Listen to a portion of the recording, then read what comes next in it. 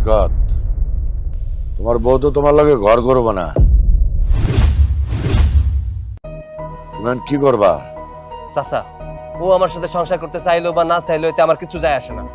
আমি আমার বউ ছাড়বো না। ছাড়ুন না কইলেই তো হইব না। আমি এই সংসার করুম না। তোমার মতো একটা ফকিরের সাথে আমার আর সংসার করা সম্ভব না। যে সংসারের মধ্যে নুন আনতে পান্তা ফুরাই, সেই সংসারে আমি আর থাকতে রাজি না।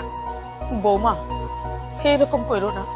নিজের হাতে নিজের স্বামীর সংসারটা ভাঙে চলে যাইবা। মানুষ তো সংসার থাকলে কষ্ট করতেই হয়। তুমি আর কয়টা দিন অপেক্ষা করো, দেখো আমার পোলা অনেক কামাই রুজি করবো, তোমারও অনেক সুখে রাখবো। তুমি এই সংসারটা ছাইরা যাইও না মা। সেই দিনের অপেক্ষায় আমি এতদিন বসে থাকবো? বউ কিভাবে রাখতে হয় সেটা আমার ভাবিরে দেখা শেখা উচিত। দেখেন তো আমার ভাবি কত সুন্দর একটা শাড়ি পরে আইছে। আমার ভাই আমার ভাবিরে রানীর মতন কইরা রাখছে, আর আমি একটা সিরা কাপড় পরে আছি। ইতি, তোমার ভাই ভালো চাকরি করে, বেতন পায়। অত টাকা তো বেতন আমি পাই না। আমি দিন আনি দিন খাই, আমাকে সংসারে কিন্তু কোনো অভাব নাই। দেখো আস্তে আস্তে সব ঠিক হয়ে যাইবো, এমনটা কইরো না। এই সংসার ছেড়ে যাইও না। এখন তো হইলই, ওসব কইলই তো তোমার ভাত কাপড় সব দিব। এখন তাহলে তুমি কি এখন সংসার করবা? চেয়ারম্যান সাহেব, ভাত কাপড় সব দিবে বললেই তো হয় না। আমি আমার বোনকে অভাবের জন্য বিয়ে দিনি, কিন্তু এই সংসারে এসে আমার বোন 3 বেলা 3 মুঠো খাইতেই পারে না ঠিক করে। সকালের খাবার জুটলে দুপুরেরটা জোটে না, দুপুরেরটা জুটলে রাতেরটা জোটে। আমি আমার বোনকে এভাবে মানুষ করি না। বাবা মারা যাওয়ার পরে আমার বোনই ছিল আমার একমাত্র অবলম্বন। এই সংসারে আসার পরে আমার বোন যেভাবে কষ্ট করছে, আমি ভাই হয়ে সেটা মেনে নিতে পারি না। তাই এটাই আমার শেষ কথা, আমার বোন এই সংসারে আর সংসার করবে না। বাজার, তুমি ভাই হইয়া তোমার বোনের সংসারটা ভাঙে দিতে চাইতেছো? আমি তোমার হাতে ধরি বাজার, সংসারটা ভাঙে দিও না, ওর এই সংসারটা করতে দাও। দেখো আমার পোলা একদিন অনেক কামাই রুজি করব, তোমার বোনের সুখে শান্তিতে রাখবো, ভালো খাওয়াইবো, ভালো পড়াইবো। মানুষের দিন কিন্তু সারা জীবন এক থাকে না। এই সংসারটা ভাঙা গেলে ওরই তো সমস্যা হইব। লোকজন কি কইব কন্দি? লোকজন কইব যে এই মায়াটা এক সংসার ভাঙা আইছে, বিয়া দিতে পারবেন অন্য জায়গায়। আর আমি এত কিছু জানি না।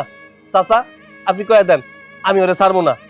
ওর যা লাগে ভাত কাপড় সবকিছু আমি দেবো, তবু আমি আমার বউ ছাড়বো না। পারবেন না মানে? আপনাকে পারতেই হবে। আপনি নিজে চোখে দেখেন কেমন ভাবে আমার ননদকে রেখেছেন। আমার ননদ কত সুন্দর ছিল, আর আপনার সাথে বিয়ে হওয়ার পর ওর মুখের দিকে চাওয়া যায় না। আরে কি ছেঁড়া শাড়ি পরে আছে! আমাদের বাড়ি না চাকরানির থেকে ভালো শাড়ি পরে। এতই যদি ভাত দেওয়ার ইচ্ছা থাকতো তাহলে আপনি রাজরানীর মতো করে রাখতেন। ভাত কাপড় দিতে পারে না, আবার বলে নাকি বউ ভাত দিবে। আপনাকে ছাড়তে হবে। আপনার কথা শুনা মনে হইতেছে এটা তো পরিকল্পনা কইরা আইছেন যে আপনার বোনকে আপনারা নিয়ে যাবেন, আমার সংসার করাইবেন না। তুমি যদি মনে করো এটা আমার প্ল্যান, তাহলে তাই, তুমি যেটা ভাববা সেটা। কিন্তু শেষ কথা একটাই, আমার বোন আর তোমার সংসার করবে না। তোমার সংসারে থেকে অনেক কষ্টইও করছে, আর আমার বোনকে আমি এই সংসারে কষ্ট করতে দিব না। এটাই আমার শেষ কথা। মা থাক, আর কিছু কইতে হইব না। আমি সবকিছু বুঝতে পারছি। পূর্ব পরিকল্পনা কইরা আইছে না, আমার সংসারে তোমার বৌমারে রাখবো না। জোর করে তোর সংসার হয় না। আমিও দেখবো কোন ঘরে তুমি যায় সংসার করো। চাচা, চাচা, আপনি কয়ে দেন ওকে যা মন চাই করুক। ওরা যদি চলে যেতে চাই চলে যাক, আমার সংসার করা লাগবে না। এমনি এমনি তো ছাড়ুম না। আমার দেনমোহরের টাকা কে দিব? দেনমোহরের টাকা তাড়াতাড়ি শোধ করে দাও, আমি এই বাড়ি থেকে চলে যাবো। ঠিক আছে, টাকা লাগবে তো দিয়া দেব। তোমার দেনমোহর টাকাও আমি দিয়া দেব। সময় মতো দেন মোহরের টাকাগুলি দিয়া দিও, বুঝতে পারছো? আর আজকের মতো বিচার এনে শেষ।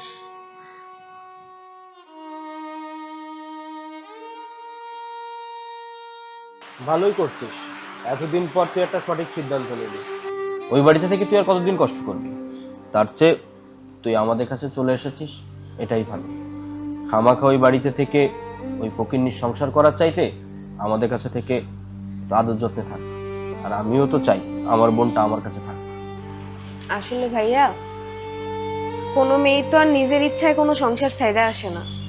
আর কতদিন কষ্ট করুম কও? ওই সংসারে একদিন চাইল থাকলে তো আরেকদিন ডাইল থাকে না। মানুষের বাড়ি থেকে মাঝে মধ্যে চাই চিন্তা খাইতে হয়। এইভাবে কতদিন চলা যায়? শেষ পর্যন্ত না পেরে আমি সংসার থেকে চলে এসেছি, কিন্তু এটাই আমার শেষ সিদ্ধান্ত। আমি আর কোনোদিন ওই বাড়িতে ফিরে যাবো না। এই সংসার করা আমার পক্ষে সম্ভব না। হ্যাঁ, তুই যে সিদ্ধান্ত নিছিস সেটাই থাকবে। তোর আর ওই বাড়িতে কখনোই যেতে হবে না। আর এত সব কষ্টের কথা বলিস না। তুই আমার একমাত্র বোন, তোর কষ্ট আমি দেখতে পারি। তোর কষ্টের কথা শুনলে আমারও কষ্ট থাকবে। তোর আর ওই বাড়িতে যেতে হবে না। তুই আমার কাছে আগেও যেমন ছিল এখনো তেমনই আছিস। আমি তোকে রানীর মতন করেই রাখবো। আর তোর ভাবি তো আছে তোর সেবা যত্ন করার জন্য। তোর কাজ শুধু খাবি আর ঘুমাবি। তোর কোনো চিন্তা করতে হবে না, কোনো কাজও করতে হবে না। হ্যাঁ ভাইয়া, সত্যি আগের দিনগুলো খুব মনে পড়ে। যখন আমি এই বাড়িতে ছিলাম তখন কত সুন্দরী না ছিলাম, তোরা আমারে কত ভালো রাখছিস। আর বিয়ের পর থেকে আমি হয়ে গেছি একটা চাকরানী। আমার কাছে কখনোই মনে হয় নাই যে আমি ওই বাড়ির বউ। ওর মা ও সারাদিন আমারে দিয়ে সমস্ত কাজ করাইছে বাড়ির। যেই মেয়ে আমি কোনোদিন একটা গ্লাসে পানি ঢেলা খাই নেই, সেই মেয়ে আমি ওই বাড়িতে যে উঠান ঝাড়ু দিছি, বাড়ির রান্না বান্না করছি, সমস্ত কাজ করছি। আর যেমন আমি, এটাই আমার জায়গা আর এটাই আমার পরিচয়। শোনো, আমি কিন্তু তোমাকে শুরু থেকে বলে এসেছি যে এত কষ্ট করে সংসার করতে হবে না। বর্তমান যুগে এত কষ্ট করে কেউ কারো সংসার করে বলো? আর তাছাড়া তুমি রাজকীয় ফ্যামিলির মেয়ে, একমাত্র রাজকন্যা, তুমি কিসের জন্য কষ্ট করবা? এটা যদি তুমি আগে বুঝতা তাহলে হয়তো বা এতদিন এইভাবে কষ্ট করে থাকতে হতো না। যাই হোক, যে ডিসিশন নিয়েছো একদম ঠিক করেছো।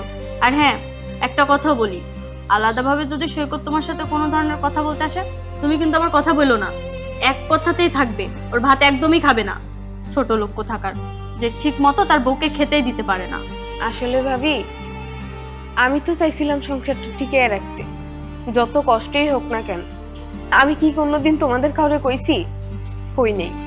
কারণ আমি সবসময় চাইছি আমার সংসারটা টিকা থাকুক।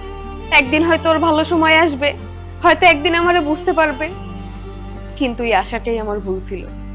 ওরে বারবার সুযোগ দিয়ে আমি ভুল করছি।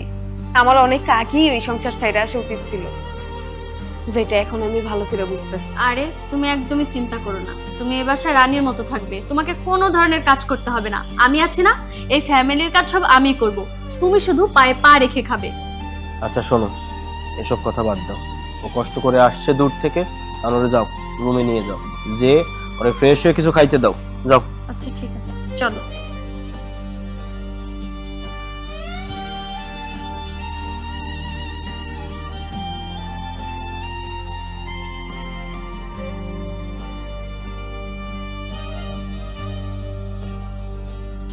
বাজান, এইভাবে মন খারাপ করে বসে থাকলে চলবো? মা, ইতির আমি অনেক ভালোবাসি মা। আমি তোর নিয়ে সংসার করতে চাইছি, আমি তোরে ছাড়তে চাই নাই। আজকে একটা অজুহাত দেখাইয়া আমার লগে সংসার না করেও আর ভাইয়ের লগে চলে গেল মা। আমি একলা একলা কেমনে থাকবো কত? দেখ বাজান, তুই হইলি পুরুষ মানুষ, এত সহজে ভাঙা গেলে তো চলবো না। আরে জীবনে কত সুখ আসে, দুঃখ আসে, সব কিছুর মোকাবেলা করতে হয়। আর বউরে তো আমরা তারাই দেই নাই, ও তো নিজের ইচ্ছায় চলে গেছে। আমরা ওরে খাওয়ান পরন কম দিতে পারছি, ভালোবাসা তো কম দেই নাই, আদর যত্ন তো কম করি নাই। আর কেউ যদি নিজের ইচ্ছায় সংসার না করতে চায়, তারে কি জোর করিয়া সংসার করানো যায়? আমি ওর লেগে কি করি নাই কত? যখন যা চাইছি আমি সবকিছু নিয়ে আইছি। আমার কাছে চুরি লাগবে, চুরি এনে দিছি। হয়তো আমি যখন চাইছে তখন আনতে পারি না, দুদিন পরে দিছি। কারণ মা, তুমি তো জানো আমি দিন আনি দিন খাই, এত টাকা কই পাবো? ওর দিন দিন চাহিদাটা এমনি বাইরে গেছিল, তাও ওরে ভালো রাখার জন্য আমি সবকিছু করছি। আজকে মাও কেন চলে গেল আমার চাইরা? আবার ভালোবাসার তো কোনো কমতি ছিল না। বাজান, আমার কি মনে হয় জানোস, আসলে অভাব অনটন কিচ্ছু না। বৌমার মনে হয় অন্য কোথাও কোনো পুরুষের ভালোবাসে, এই জন্য তোরে দেখতে পারে না, এই সংসার ভালো লাগে না। একটা অজুহাত দেয়া চইলা গেছে। কি কও মা? তুমি তুমি কি সত্যি কইতেছো নাকি ওর অন্য কোনো পোলার লগে সম্পর্ক হইছে? কেন তুই বুঝস না অন্য 10টা পুরুষের চাইতে কি তোরে দেখতে খারাপ দেয়া যায় হ্যাঁ?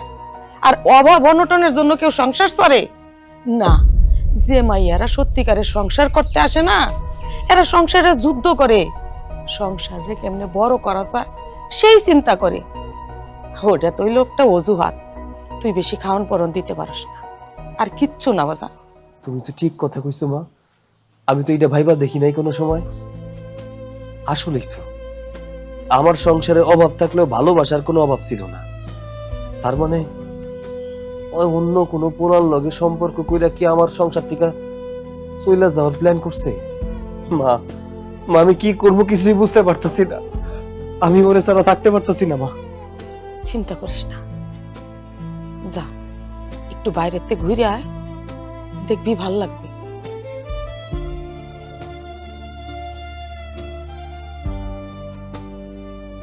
কেন বৌমা এই ভুল কাজটা করলো? আমার পুলার জীবনটা একবারে শেষ করে দিল।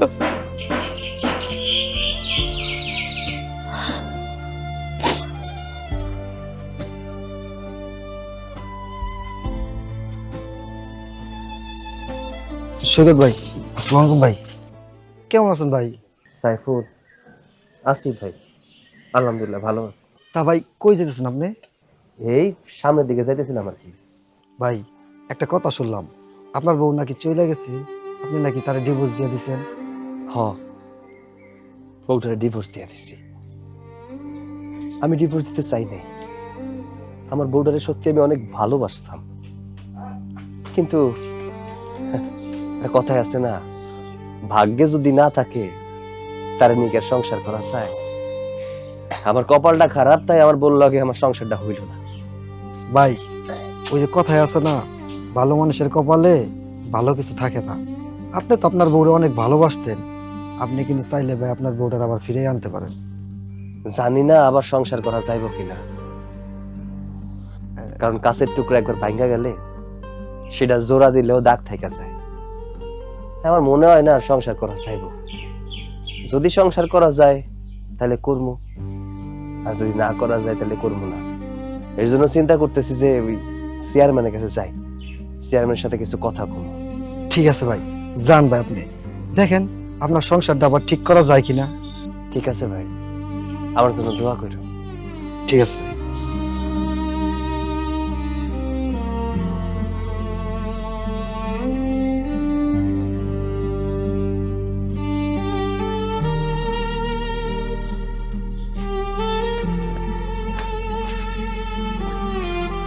চাচা, আসসালামু আলাইকুম। ওয়ালাইকুম আসসালাম। কি ব্যাপার সৈকত, আবার কোনো সমস্যা হলো নাকি? না চাচা, সমস্যা আর কি হইব? সমস্যা যা হওয়ার সেটা তো অনেক আগেই হইছে। চাচা, আপনি তো খুব ভালো কইরাই জানেন আমি আমার বউরে কতটা ভালোবাসতাম। চাচা, আমি কই কি আমার বউটারে কি আবার ফিরে আনার ব্যবস্থা করা যায়? আমি না ওরে অনেক বেশি ভালোবাসি চাচা। আমি চাই ও আমার সংসারে আসুক, আবার নতুন করে আমার লগে সংসার করি। ওই কথা ভেবে কি এখন লাভ আছে? তো চলেই গেছে, তুমি তো তাকে ছেড়েই দিছো। ওইসব ভুলে যাও, এখন নতুন করে কিছু একটা করো। তোমার মাকে বলো আর একটা ভালো মেয়ে দেখে তোমাকে বিয়ে দিয়ে দিই। আমার বউয়ের জন্য দরকার পড়লে আমি আমি আমি দিন রাত এক কইরা কাজ করবো, তবুও আমি আমার বউটা নিয়ে সংসার করতে চাই। চাচা, আপনিই পারবেন আমার বউটারে আবার ফিরে আনতে। চাচা, কোন একটা ব্যবস্থা করে দেন না চাচা, আমি আমার বউ নিয়ে আবার সংসার করতে চাই। তুমি তো দেখতেছো নাসর বান্দা। শোনো, এটার অনেক ঝামেলা আছে। তুমি যদি তাকে আবার আনতে যাও, ওই মেয়েকে আবার বিয়ে দিতে হবে, হিল্লা বিয়া যেটাকে বলে। হিল্লা বিয়ের পরে তারপরে আবার তোমার ঘরে আনতে হবে তোমাকে বিয়ে করে। এটা তো অনেক ঝামেলার কাজ। হিল্লা বিয়া হোক আর যাই হোক, আমি আমার বউরে ছাড়া থাকতে পারতাছি না। আমি সত্যি আমার বউটারে অনেক ভালোবাসি। হিল্লা বিয়া দিতে হইলেও দিমু, তবু আমার বউটারে আমার সংসারে একটু আমি ফিরে আনবো। একটু ব্যবস্থা করে দেন না চাচা। পাগলামি করো না তো বাবা, সে মেয়ে চলে গেছে, তাকে আনার কি দরকার? আর তাছাড়া তোমার অভাবের কারণে তো সে গেছে, আবার আনবে, আবার সেই একই ঘটনা। তার থেকে তুমি এক কাজ করো বাবা, এই মনে করো তুমি নিজে প্রতিষ্ঠিত হও, দেখবা ওইরকম কত মেয়ে তোমার পিছে ঘুরবে। আর ওখানে যা কথা বলাও তো আমার সাজে না, কারণ আমারও তো একটা মান সম্মানের ব্যাপার আছে, তাই না? ঠিক আছে চাচা, আমি তাহলে যাই। ঠিক আছে, যাও।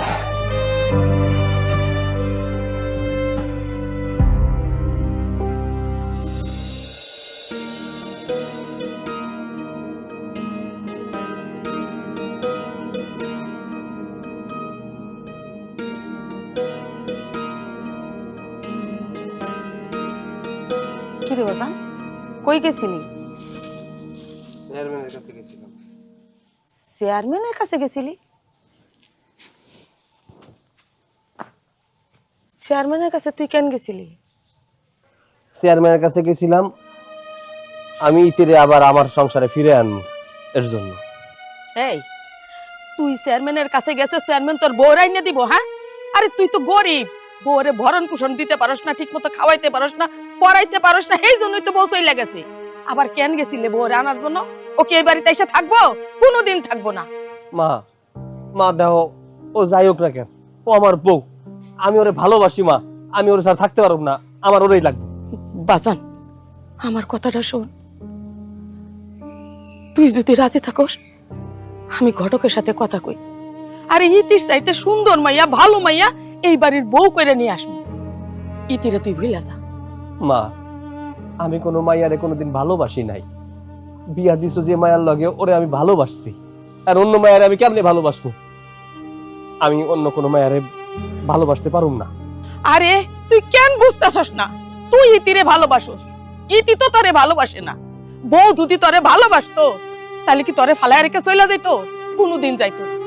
তোর সাথে না খায়া থাকতো, তোর সাথে কষ্ট করতো, দুইজন মিলে ভাগ কইরা আনন্দ করতো, খাওয়া পড়ার লেগে কোনো দিন যাইতো না। তোরে না আমি কইছি তোর বউ অন্য পুরুষের লগে ভাও আছে, পীড়িত আছে, সেই জন্য তোরে ফালায় রেখে চলে গেছে। যায়া দেখগা, ওই পুলার সাথে না রং তামাশা ঠিকই করতেছে, ভালোভাবে দিন যাপন করতেছে। মা শোনো, ইতি চরিত্র নিয়ে কোনো কথা কইও না, আমি জানি ও এতটা খারাপ না, তুমি সেই সময় আমারে কইছো, আমি শুনছি, কিন্তু আমার বিশ্বাস কোনোদিনও ইতি এমন কোনো কাজ করতে পারে না।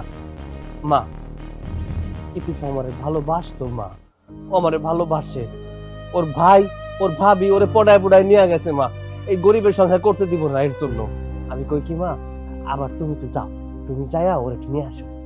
অসম্ভব, কোনোদিন যাবো না। আমরা গরিব হইতে পারি, কিন্তু আমাগোর একটা মান সম্মান আছে। আরে তোর বউরে আমি হাতে ধরছি, পায়ে ধরছি, কত অনুরোধ করছি, কত ভাবে বুঝাইছি, তোর বউ আমার কথা শুনলো না, ও চইলেই গেছে।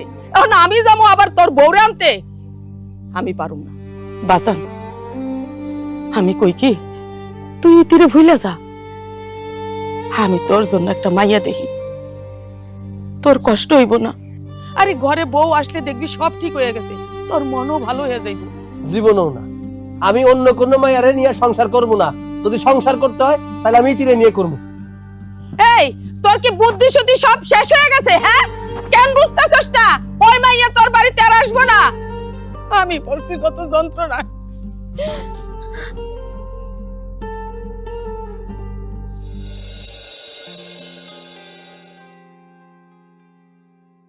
কি রে বল, ভাইয়া, কিছু করতেছিস নাকি? না না, এমনি বসেছিলাম আর কি। এত রাতে এলে যে কিছু বলবা? না, আসলে তেমন কিছুই না, ভাবলাম যে তুই একা একা আছিস, হয়তোবা মন খারাপ, তাই আসলাম তোর ভাবিকে নিয়ে তোর সাথে একটু গল্প করবো, এই ছাড়া আর কিছুই না। আসলে আমরা বলছিলাম কি, কিছুদিন যাবত তোমার ভাই আর আসলে ব্যবসাটা লসে যাচ্ছে, লাভ হচ্ছে না, ও অনেক খারাপ অবস্থায় আছে।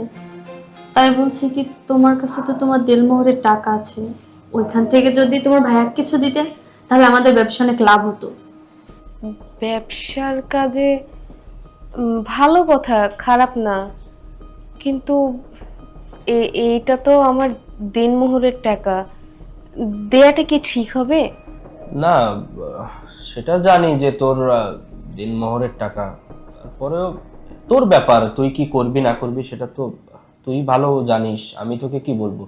আমি বলছিলাম আর কি, আমার ব্যবসাটা খুব ভালো যাচ্ছে না তো, তাই মনে হলো যে কিছু টাকা যদি ব্যবসায় নতুন করে বিনিয়োগ করতে পারতাম তাহলে হয়তো বা ব্যবসাটা ভালো যেত, কি বলো?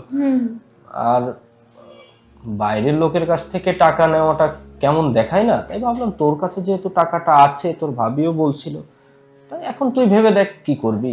আসলে আমরা তো এখন সবাই একসাথে থাকি।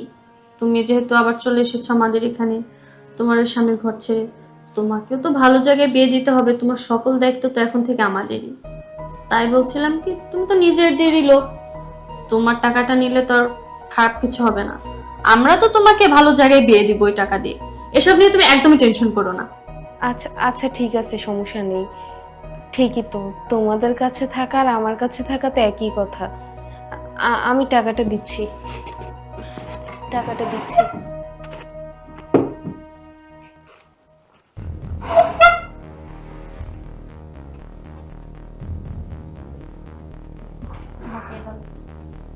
আচ্ছা তাহলে তুই ঘুমা, হ্যাঁ? আসি তাহলে। ঠিক আছে।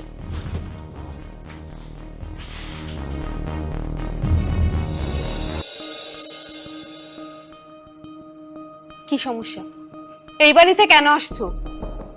আমি তোমার লগে দেখা করতে আইছি। দেখা করার সাহস কিভাবে পাও তুমি? নাকি ভুলে গেছো যে তোমার সাথে আমার তালাক হয়ে গেছে? ও, বুঝতে পারছি। বাড়িতে ভাই আর ভাবি নাই তো, সেই সুযোগে এই বাড়িতে ঢুকছো, তাই না? এই কথা তোমার মনে রাখা উচিত যে তুমি এখন আমার কাছে একটা পরপুরুষ। দেখো, এমন কইরা কথা কইও না। আমি তোমার সত্যি অনেক ভালোবাসি, আমি তো তোমার ছাড়তে চাই নাই। তুমি জোর কইরা আমার সংসার থেকে তালাক নিয়ে চলে আইছো। আমি তোমার সাথে সংসার করতে চাই। আমি অন্য কোনো মেয়ে মানুষকে বিয়ে করতে পারব না। আমি তোমার অনেক ভালোবাসি, আমার সাথে চলো, আমি নতুন করে তোমার লাগে আবার সংসার শুরু করি। কোনোদিনও সম্ভব না। অনেকদিন তো আমি ধৈর্য ধরছি, আমি অনেক কিছু চিন্তা ভাবনা কইরা তারপরে এই সিদ্ধান্ত নিছি। আর এখন তো সবকিছু শেষ হয়ে গেছে, এখন চাইলেই আবার নতুন করে কিছু শুরু করা যাবে না। আমরা চাইলেই কিন্তু নতুন করে সংসার করতে পারি। শোনো না, আমি ওই চেয়ারম্যানের লগে কথা কইছি। চেয়ারম্যান চাচা কইছে হিল্লা বিয়া করাইলে নাকি তোমার লগে আবার সংসার করা যাইবো। মানে একটা বেটার লগে তোমার বিয়া দেবো, তারপরে তোমার ছাড়াই নিলে আমি তোমার এনে বিয়া করতে পারবো। আমি তোমার বড্ড ভালোবাসি, চলো তোমার এক পোলার লগে বিয়া দিয়া তারপরে তোমার নিয়ে আমি সংসার করি, সারাটা জীবন সুখে দুঃখে এক লগে থাকবো, চলো। তোমার কাছে ফিরে যাওয়ার জন্য আমি তোমার কাছ থেকে তালাক নেই নেই, বুঝতে পারছো? তোমার ওই সংসারে আমি একবারে অতিষ্ঠ হয়ে গেছি। আমি ওই সংসারে আর কোনোদিন ফিরে যেতে চাই না। দেখো, তুমি আর কোনোদিন আমার সামনে আসবা না, তোমার মুখটা আমার দেখতে ইচ্ছা করে না। আমার সংসারের অভাবের কারণে তো তুমি চলে আসছো। দেখো, দরকার পড়লে তোমার জন্য আমি শহরে যাবো, কাজ করব, তোমার সব চাহিদা আমি পূরণ করব, তবু আমার সংসারে ফিরে চলো। আমি তোমার বড্ড ভালোবাসি। এই ফকিন্নির বাচ্চা, তোর মুখ থেকে আমি এইসব কথা শুনতে চাই না।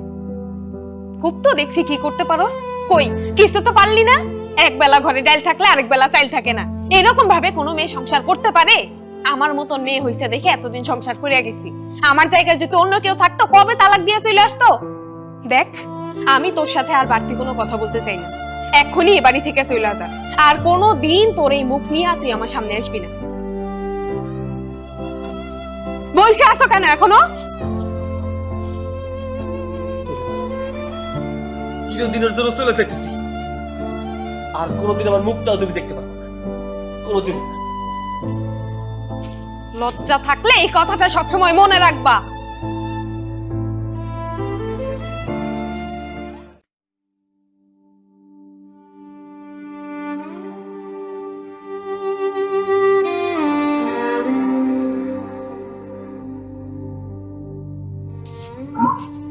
বাজান, সারাক্ষণ মন খারাপ করে বসে থাকস। তুই কত, তোর মন খারাপ দেখলে কি আমার ভালো লাগে? মা, আমি একটু বাড়ি গেছিলাম গতকাল। কি, তুই ইতিগো বাড়ি গেছিলি? কেন গেছিলি? আমি আনতে গেছিলাম। আনতে গেছিলি? কই আইছে? আসে নাই? তোরে কি অপমান করে নাই? তোরে এমনি এমনি ছেড়ে দিছে? চুপ করে আসস কেন? কথা কস না কেন? করছে মা, আমার অনেক অপমান করছে, আমার অনেক উল্টাপাল্টা কথা শুনাইছে। আমি ওরে বুঝাই কইছিলাম যে হিল্লা বিয়া দিয়া ওর এই বাড়িতে আবার নিয়ে আসবো, সংসার করব, ওই আমার ছোট লোক ফকির জানা তাই কই অপমান করছে মা। কিন্তু আমি কি করবো মা কও তো? আমি যে ওরে অনেক ভালোবাসি মা, আমি ওরে ছাড়া কেমনে থাকবো? এইটাই তোর প্রাপ্য ছিল, ঠিক করছে, উচিত বিচার করছে। কেন বুঝোস না? আজকে যদি তোর টাকা থাকতো, ইতি ঠিকই তোর সংসারে থাকতো। ইতি কেন আর তুই একটা মাইয়া তোর পিছন পিছন ঘুরতো। বাজান, তুই আমার একটা কথা রাখবি। আমি কই কি বাজান, এইভাবে বইসা না থাইকা তুই টাকা ইনকাম কর, ব্যবসা শুরু কর। দেখবি আমার দোয়ায় তুই একদিন অনেক বড় হবি, বাড়ি হইব, গাড়ি হইব। মা তুমি ইনকামের কথা কইতাছো, আমি ইনকাম করবো কেমনে? ব্যবসা বাণিজ্য করবো কেমনে? আমি তো দিন আনি দিন খাই, দিন মজুরি কাজ করি, তাইলে আমি এত টাকা ইনকাম করবো কেমনে কত? আরে এইটা কি কইতাছস বাজান? আমি তোর মা, আমি তোরে কইতাছি, এটা তোর বাপের বিটা, এটা তোর হক। এটা বেচা দিলে দেখবি অনেক টাকা হইব। এইটা দিয়া তুই শহরে যায় ব্যবসা শুরু করবি। প্রয়োজনে আমরা এই গ্রাম ছাইরা চলে যাব। মা তুমি সব কি কহো? বাপের ভিটা বেচে দিমু নাকি? না, আমি গ্রামেই থাকবো, গ্রামে থেকে কিছু একটা করবো, কিন্তু বাপের ভিটা আমি বেচবো না। আরে বাজান, এই গ্রামে তুই কি করবি? হ্যাঁ, এই গ্রামে কি দোকানদারি করতে পারবি? ধান পাটের ব্যবসা করতে পারবি? এখানে কি লোকজন আছে? কিচ্ছু নাই। এইখানে ব্যবসা কইরা জীবনও বড় লোক হইতে পারবি না, উন্নতি করতে পারবি না। উন্নতি করতে হইলে, বড় লোক হইতে হইলে শহরে যাইতে হইব। বাজান রে, চল না, এই সব কিছু বেচা আমরা শহরে চলে যাই, অনেক দূরে, অনেক দূরে, যেখানে ইতির কোনো শব্দ থাকবো না। ঠিক আছে মা, এতদিন আমি আমার কথা মতো চলছি, এবার তোমার কথা শুনে শুনবো। তুমি আমাকে যা কইবা আমি তাই শুনবো, আর ইতি ইতি করব না। যেটা ভালো হইব তুমি আমারে কইবা, ওইটা আমি করবো। চল ঘরে চল, আয়।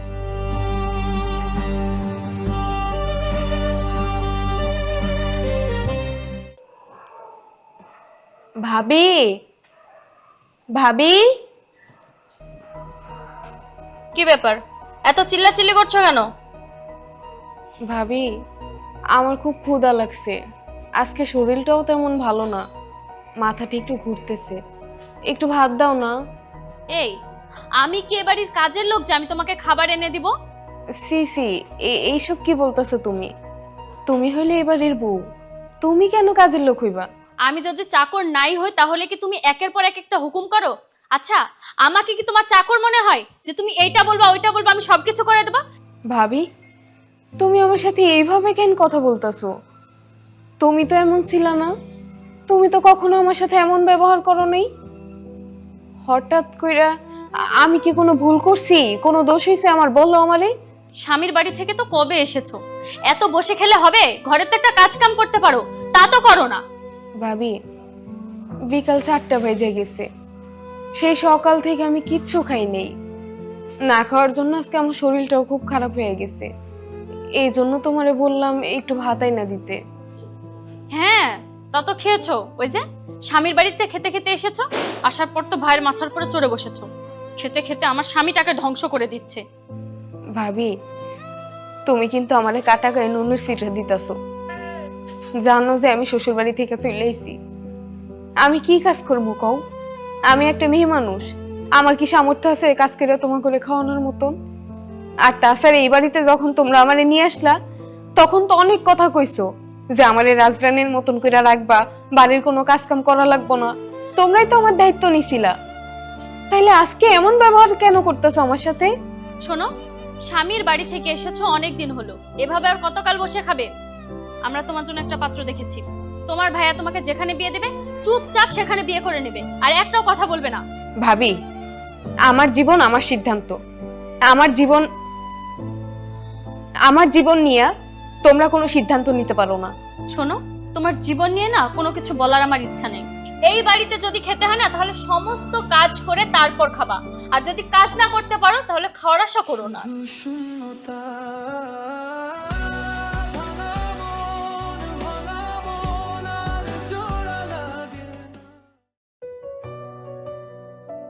কেমন আছো তুমি? জি ভালো আছি। তুমি তো ছবি থেকে দেখতে অনেক সুন্দর, মাশাআল্লাহ। মনে হলো আমি একটা পরী দেখতে পাচ্ছি। কিন্তু তোমার তো ছবির সাথে কোনো মিল নেই। মানে ছবিতে দেখেছি একরকম, বাস্তবে অন্যরকম, ঠিক বুঝতে পারছি না। আরে বুঝতে পারছি তুমি ছবির কথা বলতেছো তো। আরে ওটা তো ফিল্টার দিয়ে। আর কেন, আমাকে কি দেখতে খুব অসুন্দর লাগতেছে? না না না, ভালো ভালো লাগছে। আচ্ছা, একটা কথা বলার ছিল। জানোই তো আমার বাড়ি থেকে বিয়ের জন্য অনেক চাপ দিচ্ছে। যেহেতু আমরা এতদিন যাবৎ কথা বলে আসছি, একে অপরকে চিনি, আমার মনে হয় এটা আমাদের বিয়ে করার সঠিক সময়। বিয়ে? না তো, আমি তো তোমাকে এখন বিয়ে করতে পারবো না। মানে কি বলছো তুমি? কারণ তুমি একজন ডিভোর্সি মেয়ে, আর আমি তো কোনো ডিভোর্সি মেয়েকে আমি বিয়ে করবো না। তুমি এসব কি কি বলছো? তুমি না আমাকে ফেসবুকে কত কথা বলতে, তুমি আমাকে বিয়ে করতে চাও, আমাকে নিয়ে সংসার করবে, আমাকে নিয়ে তোমার কত স্বপ্ন। মজা করছো আমার সাথে, তাই না? হ্যাঁ, ভালোবাসি, এখনো ভালোবাসি। তোমাকে নিয়ে ঘুরবো ফিরবো আনন্দ করব, তার মানে তো এই নয় যে তোমাকে বিয়ে করব, আর বিয়ে করতেও হবে। তাছাড়া তোমার ডিভোর্স অল্প কিছুদিন ধরে হয়েছে, আর আমি একটা ডিভোর্সি মেয়েকে বিয়ে করতে পারবো না। মানে দেখো, আমি তো আমার স্বামীর সংসার তোমার জন্যই ছেড়ে আসছি। আমি তো তোমাকে ভালোবাসি বলেই তো আমার স্বামীকে ছেড়ে দিছি। তুমি যদি আমাকে ভুল বোঝো তাহলে কিভাবে হবে? আমার মনে হয় যে তোমার কোথাও ভুল হচ্ছে। বুঝতে পারছি, আসলে এর আগে কখনো দেখা হয়নি তো। তুমি তোমার হাজবেন্ডকে রেখে চলে আসছো, কালকে যে আমাকে রেখে চলে যাবে না তার বিশ্বাস কি? আমার চেয়ে বেটার কাউকে পালে আমাকে তো লাথি মেরে চলে যাবে। তোমাদের মতো মেয়েদেরকে ওই ফেসবুকে চ্যাটিং ঘোরাফেরা এই পর্যন্ত ঠিক আছে, ঘরের বউ করা পর্যন্ত ঠিক নেই। দেখো, দয়া করে এইভাবে কথা বললো না। আমি তোমার জন্য আমার সবকিছু ছেড়ে দিছি, আমার সংসার, আমার স্বামী, আমি সবকিছু ছেড়ে দিছি। এখন যদি তুমি এই কথা বলো তাহলে কিভাবে হবে? তুমি তুমি দয়া করে আমাদের বাড়িতে চলো, আমার ভাইয়ের সাথে একটু কথা বলো। শোনো, আমি আর এইসব ব্যাপার নিয়ে তোমার সাথে কোনো কথা বলতে চাচ্ছি না। আর হ্যাঁ, আজকের পর থেকে তুমি আমার সাথে কোনো রকম যোগাযোগ করার চেষ্টা করবে না, কথাটা যাতে মনে থাকে তোমার। শুধু শূন্যতা,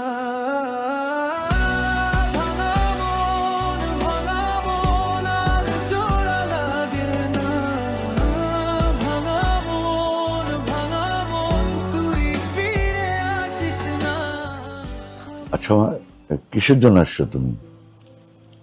চাচা, আসলে আমি আসছিলাম সৈকতের বিষয়টা নিয়ে কথা বলতে।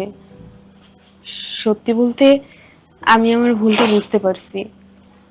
মানুষের প্রলোভনে পড়ে সৈকতের সাথে আমি অনেক বড় অন্যায় করছি।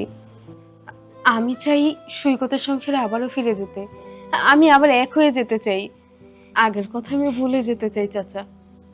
আপনি যদি কিছু একটা করে দিতেন, মানে ওর সাথে একটু কথা বলতেন যদি। সৈকত এই ব্যাপারে আমার কাছে আসছিল, কিন্তু তোমার পরিবার তোমাকে যেভাবে নিয়ে গেছে আমার মনে হচ্ছে তুমি আর ফিরবে না, তাই এই ব্যাপারটা নিয়ে আমি আর আগাইনি। একটাবার যদি তখন একটু আমাকে বলতেন। আচ্ছা চাচা, এখন একটু সৈকতের সাথে কথা বলে দেখেন না। আমি নিশ্চিত সৈকত রাজি হবে। আমি জানি সৈকত আমাকে অনেক ভালোবাসে। আমি যতই ভুল করি না কেন, সৈকত আমার সব ভুল ক্ষমা করে দিবে। ও আবার আমাকে স্ত্রী হিসেবে গ্রহণ করে নিবে। একটু কথা বলে দেখেন না চাচা। হ্যাঁ, সব ঠিক আছে মা, কিন্তু আমি কার সাথে কথা বলবো? ওরা তুই গায়ে থাকে না। আসলে ওদের বাড়ি ঘর আমার কাছে বিক্রি করে ওরা এখান থেকে চলে গেছে। মানে কি বলছেন চাচা এইসব? কোথায় গেছে ওরা? কোথায় গেছে আমি তো জানি না, আর আমার সাথে যোগাযোগও নাই, ওদের নাম্বারও আমার কাছে নাই। তুমি যখন আসছো, যদি আমার সাথে কোনো সময় যোগাযোগ হয় তাহলে আমি বলবো। চাচা, আপনার কাছে আমার একান্ত অনুরোধ রইল, আপনি আমার বিষয়টা একটু মনে রাখবেন। সৈকতের সাথে কখনো আপনার যদি যোগাযোগ হয় অবশ্যই আপনি আমার কথাটা বলবেন। অবশ্যই মা। ঠিক আছে, তাহলে আজ তুমি আসো। ঠিক আছে চাচা, আসসালামু আলাইকুম।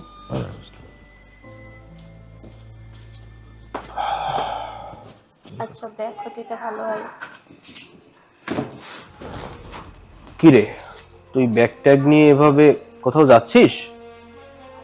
ব্যাগ দেখে তোমার মনে হচ্ছে যে আমি ঘুরতে যাব? আমি আর এই বাড়িতে থাকবো না, চলে যাচ্ছি আমি। ঠিক আছে, চলে যখন যাচ্ছ আমরা কেউ তোমাকে ধরে রাখছি না, তুমি যেতেই পারো। কিন্তু হ্যাঁ, একটা কথা মনে রেখো, যাওয়ার পর আবার 2 দিন পরে বাড়িতে ফেরত এসো না। তোমার জন্য না এত বড় গামলা গামলা ধরে আমরা খাবার রাখতে পারবো না, বুঝছো? এখন তো ভালো হবেই, কারণ আমার দেনমোহরের টাকাগুলো যে তোমাদের হাতে চলে গেছে। এখন তো আমার এই বাড়িতে না থাকাটাই ভালো। এখন আমি এই বাড়ির একটা বোঝা হয়ে গেছি, আমার জন্য তোমাদের খাবারের খরচ বেড়ে গেছে। এই কথাগুলো আমার কাছ থেকে টাকা নেওয়ার আগে মনে ছিল না? হ্যাঁ, এখন তো দোষ দিবি। শোন, আমি তো টাকাটা ব্যবসার জন্যই নিয়েছিলাম, তাই না? আমি তো ব্যবসার কাজেই খরচ করছি টাকা, আমি তো অন্য কোনো কিছু করে টাকাটা নষ্ট করি নাই। আর ব্যবসায় যদি লাভ হতো তাহলে তো আমাদের সবারই ভালো হতো। এখন কপাল করে তোর কপালও যেমন আমার কপালও তেমন, কি আর বলবো বল। ব্যবসায় লস হয়েছে, এখন তো আমার কিছু করার নাই, তাই না? আমি তো ভালোর জন্যই করেছিলাম, আমি চেষ্টা করেছি যাতে আমাদের ব্যবসাটা ভালোভাবে দাঁড় হয়, আর তার জন্য যা করার সেটাই করেছি। আর ওই টাকাটা তোর কাছ থেকে নিয়ে তো আমি ব্যবসায় লাগিয়েছি, তাই না? অন্য কিছু তো করি নাই। না না, তোমাদের দোষ তো আমি একবারও দিচ্ছি না। দোষ হচ্ছে আমার ভাগ্যের। আমার ভাগ্য যদি ভালো হতো তাহলে আজকে তোমাদের বাড়িতে আমার পড়ে থাকতে হতো না। আসলে ভাগ্যের কথাই বা কি বলবো, নিজের পায়ে নিজেই তো কুড়াল মেরেছি। এখন আমি তোমাদের বোঝা হয়ে গেছি। ভাবতেই অবাক লাগে যে তুমি আমার সেই বড় ভাই। ভাবির কথা না হয় বাদই দিলাম, উনি তো পরের বাড়ির মেয়ে, আমার আপন কেউ না। আমাকে তো আর কখনো আপন ভাবতেও পারবে না। কিন্তু তুমি তুমি তো আমার রক্তের ভাই, তুমিও পারলা আমার সাথে এভাবে প্রতারণা করতে? এইটা কিভাবে পারলা ভাইয়া? শোন, উল্টাপাল্টা কথা বলিস না। এখন তো সব দোষ আমার, তাই না? সবকিছু আমার জন্য হয়েছে। কই, আমি তো তোকে ডিভোর্স দিতে বলিনি, আমি তো তোকে বলিনি যে তুই তোর স্বামীকে ছেড়ে এই বাড়িতে চলে আয়। তুই তোর নিজের ইচ্ছায় সবকিছু করেছিস। আমি কি করেছি? আমি তোর কাছ থেকে সামান্য তোর টাকাটা নিয়েছি। আমি তো তোকে ফেরত দিয়ে দিতাম তো। কি করব? ব্যবসায় লস হয়েছে, আমার তো কিছু করার নাই। এখন তুই সব দোষ যেমন ভাবে আমাকে দিচ্ছিস, তাতে মনে হয় আমি সবচেয়ে বড় অপরাধী। তোর যেখানে ভালো মনে হয় তুই যেতে পারিস, তাতে আমার কোনো সমস্যা নেই। তোর বিবেক আছে, বুদ্ধি আছে, তোর যেটা ভালো মনে হয় সেটা কর। আমি সব দোষ তোমাদের ঘাড়ে দিচ্ছি না, কিন্তু এটাও মনে রাখবা, কিছুটা হইলেও আমার সংসার ভাঙার পিছনে তোমরা দায়ী। তোমাদের জন্যই আমার সংসার ভাঙছে। আমার দোষ অবশ্যই ছিল, কিন্তু তোমরা কি দায়ী না? এই কথা কি তোমরা অস্বীকার করতে পারবা? যাই হোক, তোমাদের সাথে এত কথা বলে আর কোনো লাভ নেই, আমি চলে যাচ্ছি। যাবি সেটা নাই বুঝলাম, কিন্তু যাবিটা কোথায়? কোনো জায়গায় যাবি না অন্য কারো কাছে? সেটা নাই বললাম, কি বা বলবো। দেখ, তোর যেটা ভালো মনে হয়। যেইখানে খুশি সেইখানে, দুই চোখ যেদিকে যায় সেদিকে। আমার তো আর কেউ নাই, দেখি কারো ঘরে ঠাই পাই কিনা। অন্তত তোমাদের বাড়িতে চাকরানি হয়ে থাকার চাইতে মানুষের কাছে ভিক্ষা করে খাওয়া অনেক ভালো। আমি যাচ্ছি।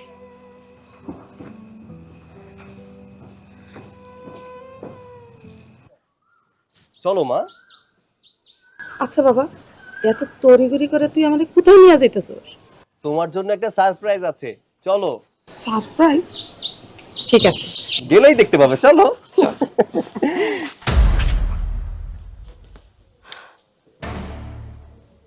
ইতি, ইতি, তুমি? তোমার এই অবস্থা কেন? তুমি রাস্তায় রাস্তায় ভিক্ষা করছো নাকি? মানে আমার একটু যাইতে হইব। দাঁড়াও, এতদিন পর তোমার সাথে দেখা, একটু কুশল বিনিময় না করলে হয় নাকি? মা, দেখো না, তোমার বৌমা, সরি, মানে আমার প্রাক্তন স্ত্রী, তার অবস্থা দেখেছো? সে রাস্তায় রাস্তায় ভিক্ষা করছে। এটা তো তার প্রাপ্য বাবা। অহংকার পতনের মূল। যারা বেশি লোভ করে তাদের এই অবস্থাই হয়। আমার ছেলে গরিব বলে তাকে ঘৃণা করে ফেলে রেখে চলে গিয়েছিলে। আজ আজ তোমার পরিণতি দেখো, আর আমার ছেলেকে তাকিয়ে দেখো।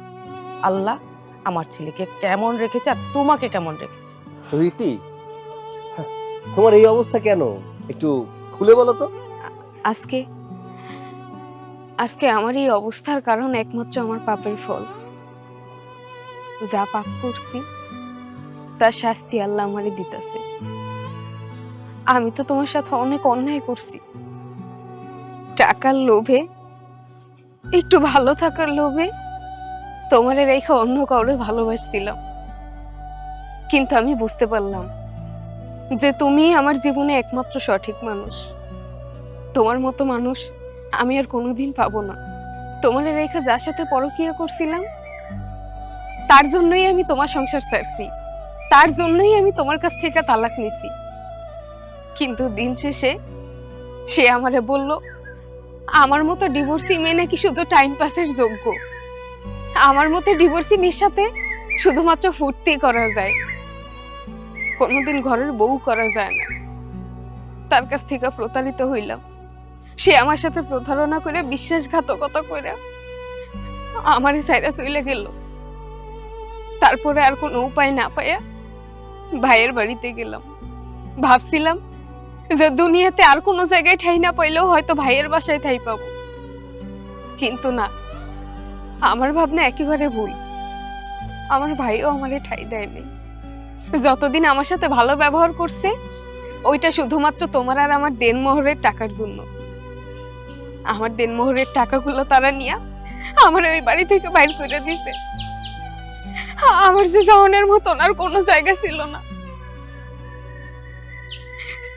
তারপর পরিচয় হইলো এক দালালের সাথে, সেও আমার সাথে প্রতারণা করছে।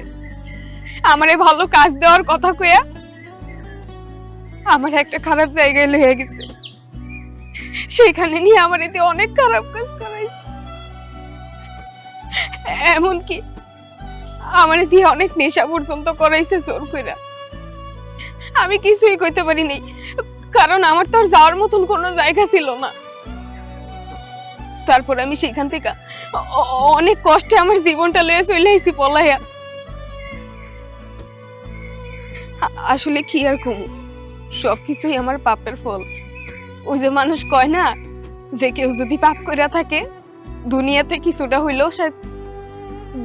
কিছুটা হইলেও সে তার ফল ভোগ করে। আমার সাথে ওইটাই হইতেছে। একেই বলে ভাগ্যের নির্মম পরিহাস। কার সময় কখন কিভাবে বদলে যাবে সে নিজেও জানে। আমার মাই তো ঠিক ছিল। আমার মা আমাকে বলেছিল যে তুমি অভাবের কারণে আমার সংসার ছাড়োনি, তোমার নিশ্চিত অন্য কোনো পুরুষের সাথে সম্পর্ক ছিল, তাই আমার সংসার ছেড়ে চলে গিয়েছিলে। আজকে দেখো তোমার অবস্থান কোথায় আর আমার অবস্থান কোথায়। বড় আফসোস হচ্ছে তোমার জন্য। যে মানুষটা অভাবের দোহাই দিয়ে আমার সংসার ছেড়ে চলে গিয়েছিল আজকে সেই মানুষটাই রাস্তায় রাস্তায় ভিক্ষা করছে। যাই হোক, তোমার সাথে এত বেশি কথা বলার সময় আমার নেই। তোমার মতো মানুষের মুখ দেখে রওনা দিলে আমাদের অমঙ্গল হবে। মা চলো। চল বাবা। সৈকত, তোমার একটা কথা কওয়ার ছিল। আমি তোমার সাথে অনেক অন্যায় করছি, মাফ চাওয়ানোর মতন মুখ আমার নাই, আর ক্ষমা পাওয়ার যোগ্যও আমি না। তারপরেও আজকে আমি তোমার কাছে মাফ চাইতেছি। আমি তোমার সাথে যে অন্যায় করছি তার জন্য তুমি আমারে মাফ করে দাও। তুমি যদি মাফ না করো আল্লাহ কোনোদিন আমারে মাফ করবো না। আমি আর বেশি দিন বাঁচতে পারুম না। এইটাই হয়তো আমার শেষবার তোমার সাথে দেখা। জানি না আর কোনোদিন মাফ চাওয়ার সুযোগ হইব কিনা। আমি এতদিন যেখানে ছিলাম ওইখানে অতিরিক্ত নেশা করার কারণে আমার হার্টে একটা ছিদ্র হয়েছে। ডাক্তার কইছে যত তাড়াতাড়ি সম্ভব চিকিৎসা করাইতে, অপারেশন করাইতে হইব। আর অপারেশন করানোর জন্য আমার অনেক টাকার প্রয়োজন। এই টাকার জন্যই আমি এখন রাস্তায় ভিক্ষা করতেছি, কারণ আমার তো আর কেউ নাই। আমি বাঁচলেও কারো কিছু যায় আসে না, মরলেও কারো কিছু যায় আসে না। এখন তো আর আমার দেখার মতন কেউ নাই। এই জন্য নিজের দায়িত্ব নিজেই নিছি। কর্মের ফল সবাইকে ভোগ করতে হয়, হয়তো এপারে নয়তো ওপারে। তোমাকে তো আর আমি গ্রহণ করতে পারবো না, কিন্তু আমার চিকিৎসার খরচ বাবদ কিছু টাকা হয়তো আমি তোমাকে দিতে পারি। এই নাও, এখানে 1 লাখ টাকা আছে। তোমার চিকিৎসা করিয়ে নিও, আর ফার্দার কখনো আমার সামনে আসার চেষ্টাও করো না। আসছি, ভালো থেকো। মা, এসো।